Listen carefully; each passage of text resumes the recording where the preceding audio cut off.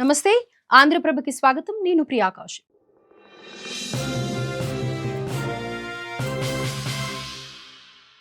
యుద్ధం ఎప్పుడు ఎక్కడ వచ్చినా మొదట బలయ్యేది నిజం. ఈ మాటను ఫస్ట్ వరల్డ్ వార్ టైంలో ఓ అమెరికన్ సెనేటర్ చెప్పారు. కానీ ప్రస్తుతం మిడిల్ ఈస్ట్ లో పరిస్థితులను చూస్తుంటే ఆ మాట 100% కరెక్ట్ అనిపిస్తుంది.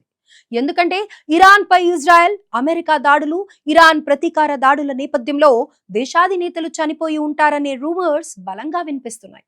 నిన్నటి వరకు ఇరాన్ కొత్త సుప్రీం లీడర్ ముజ్తబా ఖమేనీ మరణించారనే వార్తలు రాగా, ఇప్పుడు ఇజ్రాయెల్ ప్రధాని బెంజమిన్ నెతన్యాహు మరణంపై వార్తలు చక్కర్లు కొడుతున్నాయి. పశ్చిమాసియాలో యుద్ధం మొదలైనప్పటి నుంచి కేవలం ఇరాన్ వైపు మాత్రమే కాదు, ఇజ్రాయెల్ ప్రధానమంత్రి బెంజమిన్ నెతన్యాహు విషయంలోనూ ఇదే వింత పరిస్థితి కనిపిస్తుంది. ఇరాన్ చేసిన దాడుల్లో నెతన్యాహు తీవ్ర గాయాల పాలై మరణించారని అక్కడి మీడియా సంస్థలు పలు కథనాలను ప్రసారం చేసినట్లు తెలుస్తోంది. అంతేకాదు, నెతన్యాహు మరణ వార్త ఇజ్రాయెల్ ప్రధాని అధికారిక సోషల్ మీడియా ఖాతాలో చెప్పారని, అయితే ఆ పోస్టును కొద్దిసేపటికే తొలగించారన్నట్లుగా కొన్ని స్క్రీన్ షాట్లు వైరల్ అయ్యాయి. అయితే సాధారణంగా నెతన్యాహు ప్రతిరోజు వీడియో సందేశాల ద్వారా ప్రజల ముందుకు వస్తూ ఉంటారు. కానీ గత 4-5 రోజులుగా ఆయన ఎక్కడా కనిపించలేదు. దీంతో ఈ అనుమానాలు మరింత బలపడ్డాయి. ఇదిలా ఉండగానే తాజాగా అంటే ఈ నెల 12న నెతన్యాహు వీడియో ఒకటి బయటకు వచ్చింది. కానీ అందులో ఆయన చేతికి 6 వేళ్లు ఉన్నట్లు కనిపించడం, ప్రెస్ కాన్ఫరెన్స్ లో రిపోర్టర్స్ కనిపించకుండా కేవలం వాయిస్లు మాత్రమే వినిపించడంతో పాటు వాళ్ళు అడిగే ప్రశ్నలు అడుగుతున్న టైంలోనే ఇజ్రాయెల్లో యుద్ధ సైరన్లు మోగినా నెతన్యాహు కనీసం కనురెప్ప కూడా ఆర్పకుండా ఆయన అనుకున్నది చెప్పుకుంటూ వెళ్లడం చాలా అబ్నార్మల్ గా అనిపించాయి. దీంతో ఇది పూర్తి ఏఐ వీడియో అని అంతా నమ్మేశారు. ఇంకేముంది, నెతన్యాహుకు ఏదో జరిగింది, ఆ విషయం బయటకు రానివ్వకుండా ఇలా ఏఐ వీడియోతో మేనేజ్ చేస్తున్నారనే రూమర్స్ మరింతగా పెరిగిపోయాయి. ఆ తర్వాత దీనిపై ఇజ్రాయెల్ ప్రధాని కార్యాలయం స్పందించింది. నెతన్యాహు క్షేమంగా ఉన్నారని ప్రకటించింది. కానీ అందరిలోనూ అనుమానాలు మాత్రం అలానే ఉన్నాయి. మరోవైపు ఇజ్రాయెల్ ప్రధాని బెంజమిన్ నెతన్యాహు ఒకవేళ బ్రతికి ఉంటే వెంటాడి మరీ చంపేస్తామని ఇరాన్ సైన్యం హెచ్చరికలు చేసింది. ఎంతో మంది అమాయకమైన చిన్నారుల మృతికి కారణమైన నెతన్యాహును వదిలిపెట్టేదే లేదని స్పష్టం చేసింది.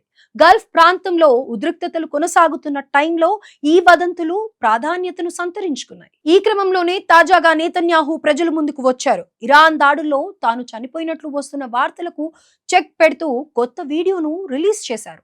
అంతేకాదు, ఇందులో తన చేతిని చూపిస్తూ తన చేతికి 5 వేళ్లు మాత్రమే ఉన్నాయని చెప్పారు. ఇలా 6 వేళ్లు ఉన్నాయన్న ప్రచారాన్ని కూడా ఫన్నీగా కొట్టిపారేశారు. ఓ కాఫీ షాప్ లో కాఫీ ఆర్డర్ చేస్తూ కనిపించిన నెతన్యాహు తనకేం కాలేదని, ప్రాణాలు పోయినప్పటికీ తన దేశాన్ని ప్రేమిస్తూనే ఉంటానని చెప్పారు. ఇలాంటి క్లిష్టమైన సమయంలో తప్పుడు ప్రచారాలు వచ్చినప్పటికీ ధైర్యంగా, నమ్మకంగా ఉన్న ప్రజలను ప్రశంసించారు. నిజానికి ఇలాంటి సమాచారాన్ని ప్రచారం చేయడం వెనుకున్న లక్ష్యం ప్రత్యర్థులను మానసిక దెబ్బతీయడం, వారి ధైర్యాన్ని చెడగొట్టే ప్రయత్నంలో భాగం. సో యుద్ధం తీవ్రంగా కొనసాగుతున్న సమయంలో ఇలాంటి తప్పుడు ప్రచారాలు తెరపైకి రావడం సహజం. ప్రజల్లో భయాందోళనలు పెంచడానికి, శత్రువును బలహీనపరచడానికి, అలాగే రాజకీయ ప్రయోజనాలను పొందడం కూడా వీటిని ఉపయోగిస్తారు. ఫలితంగా ప్రజలకు ఆయా ప్రభుత్వాలపై ఉన్న నమ్మకం తగ్గిపోతుంది. అటు దౌత్యపరమైన ఒత్తిడి కూడా పెరిగిపోతుంది. సోషల్ మీడియా వేదికలపై స్పీడ్ గా స్ప్రెడ్ అయ్యే ఇలాంటి న్యూస్ అపోహలను, అనుమానాలను పెంచుతాయి. మొత్తంగా వార్కు సంబంధించిన వీడియోలు సోషల్ మీడియాలో వైరల్ గా మారడం ఒక ఎత్తు అయితే, ఏకంగా ఆ దేశాధినేతలే చనిపోయారంటూ వస్తున్న వార్తలు సోషల్ మీడియాలో మరింత రచ్చరాజేస్తున్నాయి. కానీ యుద్ధ పరిస్థితుల్లో ధైర్యం చెప్పాల్సిన బాధ్యతను గాలికి వదిలేసి తప్పుడు ప్రచారాలు చేయడం సబబు కాదు.